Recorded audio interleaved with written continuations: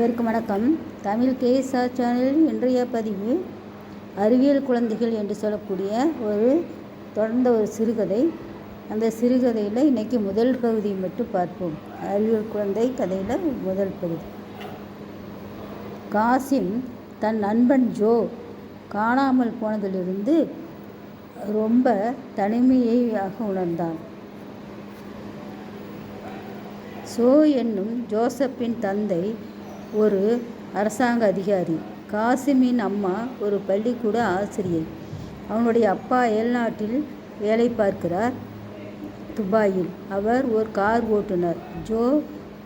Joe என்பது காசிமினுடைய உயிர் நண்பன். ஜோ காணாமல் போய் இன்றோடு 9 நாட்கள் ஆகிவிட்டது. எப்போதும் தன் நண்பனோடு சுற்றி கொண்டிருக்கும் அவன் காசிம் இல்லாமல் இப்போது என்ன செய்வது என்று தெரியாமல் தவிக்கிறான். பள்ளி விட்ட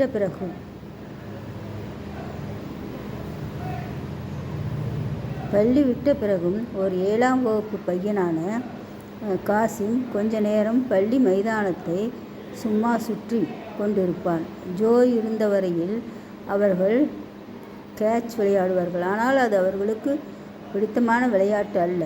பெரும்பாலும் இருவரும் சேர்ந்தே இருப்பார்கள். காலியான எதிர் வீட்டில் இப்போது யாரும் இல்லை. ஜோவின் ஞாபகங்கள் ஊடாக காசிம் அந்த வீட்டு காம்பவுண்ட் சுவரில் பந்தை அடித்து பிடித்து ஆடுகிறான். ஜோவை தேடி குடும்பமே அலைந்து திரிகிறது. பள்ளிக்கூடம் ரொம்ப பழசு.